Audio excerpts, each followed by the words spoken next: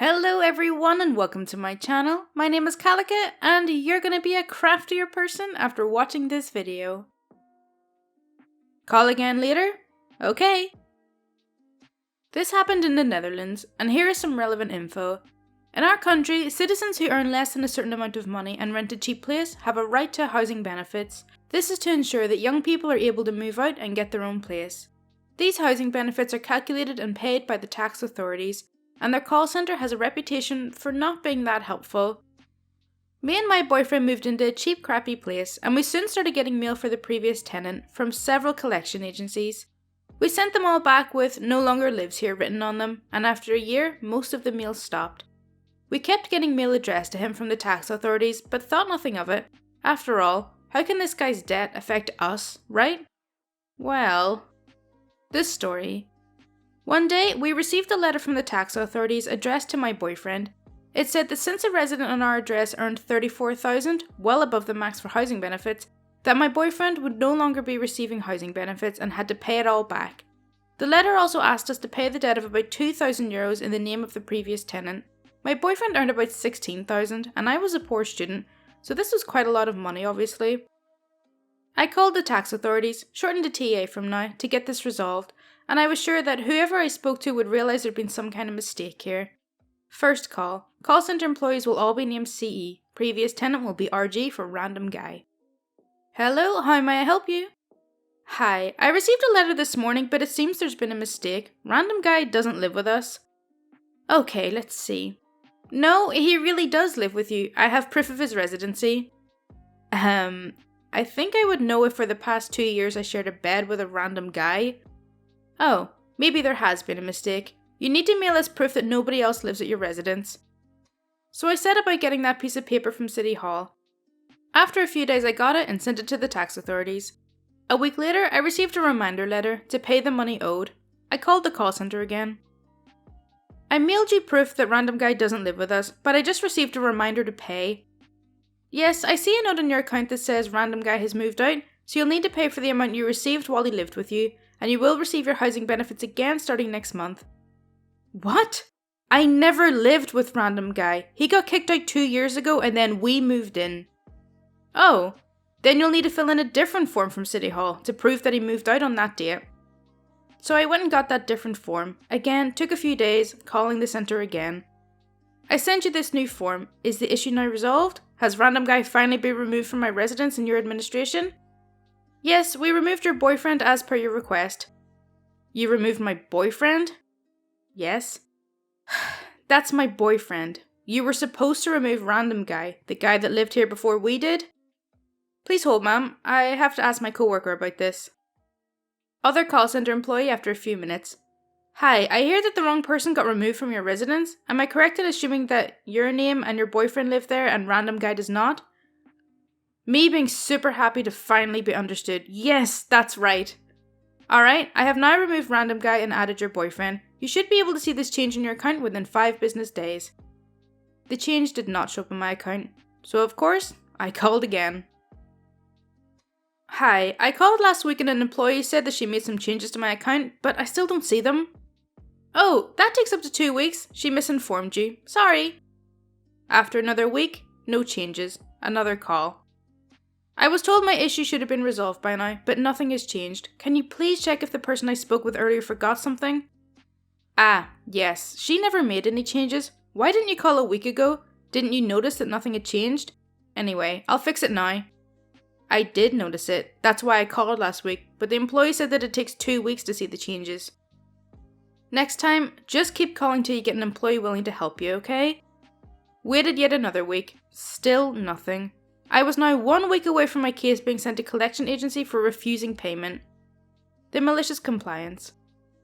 This time, I called and kept calling and calling and calling and calling. I called every hour on the dot to ask if they fixed my issue yet. I kept this up for 3 days until I finally got an employee who fixed it. The kicker? While he was on the phone with me, I could see the changes being made to my account on the computer. It didn't even take 5 business days at all. This experience made me realise that being annoying can sometimes really help to speed things along, though I still prefer being nice to call centre employees, and that the tax authorities really were as dumb and unhelpful as everybody said. It also taught me to document everything and write down the name of the person you're calling with so you can file a complaint or request to talk to that person again later. I'm usually such an advocate that being nice and polite will get you further in the long run, but in this story it seems that people were happy enough to just say what the person wanted to hear to get them off the phone, which is pretty incompetent, and it's only going to drive complaints and problems to them in the long run. It hit the fan. To preface this, I work as a wastewater technician. My job involves taking a truck with a 600-gallon water tank and a diesel-powered compressor and blowing clogs out of sewer lines. Your toilet's back up? I'm the guy the city sends out with some big mad scientist gloves and rubber boots. I love my job. Not because of the subject matter, but because of the laid-back way the job operates, and the pay and benefits don't suck either. So, a few weeks back, me and my co-worker get a call out to this house. I look up the address, find the lateral sewer line from the house to the main on the map, and then look at the call history. This one's a problem child, and the notes even make mention of the resident at this address being nasty and deliberately failing to follow instructions on sewer maintenance. The fact that someone actually had to give them instructions on how to not flush hand towels down the toilet really speaks volumes here. Actual cotton hand towels, not just wet wipes. I know they say they're flushable, they really aren't. Well, we get out there, and there's a city councilman waiting for us. Turns out that the resident is their relative, somehow. I didn't dig too far, and only found that out afterwards. Whatever, we do our job and check the city cleanout, which is usually at the front of your yard under a little metal lid. Most people's are grown over by their lawn, and there's no flowing or standing water there. This is where our job should have ended. The city's responsibility only extends from the sewer main to that cleanout, no further. Well, the councilman starts telling us to run our line further up. I explain that we have to have the residents sign a waiver holding the city harmless for damages if we do that, and I have to get authorization from the wastewater department manager, the usual hoops, you know? He gets on the phone with my boss and starts rattling his cage about this, so my boss calls me on my phone, says, "Look, I know and you know that this is a bad idea, but do what he says or he's gonna make our lives hell." I agree. The resident signs the waiver after we inform her of what could happen, and we start searching for the resident cleanout to push our line through and down to the sewer, so it'll clear the entire lateral line. Well, we can't find it. It's probably under the porch that was added sometime in the last 3 years, and we can't get to it. The councilman goes ballistic over this, of course, because how dare we peons impede his ability to impress his own family. I call my boss back and inform him of this, and he says, "The lateral runs into a manhole, right? Just go through the manhole and up towards the house." The reason that I really didn't want to do this is that the compressor on that truck pushes out water at something near 4000 psi, depending on which head we have on the hose. But the big man hath spoken. I log my token objection while fitting the lowest pressure head I have, because to hell with this, and hang up. Me and my co-worker open the manhole, find the end of the lateral and run the hose up to where we think the clog is, and fire. Suddenly, all kinds of stuff comes flowing out of the line. We cleared the clog! Yay us. We tell the resident to go flush their toilet so we can make sure it's flowing properly. She goes back in, and then comes storming out, screaming about suing the city, we've destroyed her home, etc. I don't need to listen, because I already know what happened, and she'd been warned. The pressure blew back up the 4-inch wide lateral, right up to her toilet, and out of it, along with everything in its way. It hit the ceiling, it hit the window, it hit the walls. The councilman blows a gasket, and I point out that she signed a waiver, and that my boss has every call to her from his office recorded as a matter of official communication, so we have him ordering us to do this, and had informed both of them of the risks prior. We then left and headed back to the yard and left that guy screaming into a phone. My boss didn't stop laughing for at least 10 minutes after we got back, and started making photocopies of the waiver form we'd had the residents sign. I heard there was some kerfuffle about the whole incident at the next big meeting, and those photocopies were distributed, along with the recording of the councilman's call. I never heard of it going further than that. Why on God's green flat earth was she flushing cotton towels down the toilet? Lazy day at a factory. Today was a laid-back day at my factory job. The plant makes juice mixtures, and my line was down for 95% of the day. When your line is down, you clean up. But after half a day of cleaning, you start to run out of things to clean. Typically, management sends us home if it's this bad, but we all have a safety meeting at the end of the shift, so we're stuck here. To occupy my time, I start writing about the ergonomics of my position. Box stacker. I'm new, this is a summer job, and I'm an inquisitive person who broke his wrist 3 years ago. That is when, let's call her Jane, waddles over to me. Jane is the lead on the next line down that is running product. "What are you doing?" she asks.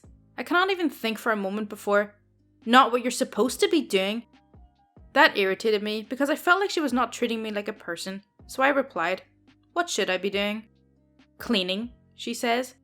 She's right, but I've been scraping, wiping and degreasing every surface for 5 or 6 hours now. I've run out of things to wipe down a second time. "What can I clean for you?" I ask. Jane just walks off to God knows where, and I go about sweeping a clean floor. Later on, she calls me over to her line to watch where her boxes come out of the packer. The boxes are getting jammed up sometimes, and she wants me to unjam them when it happens. That's fine, and I keep my eye on it like a hawk. If a box is moving like it could get stuck, I jump in and push it on. I do this for 10 minutes and have to unjam around a dozen boxes.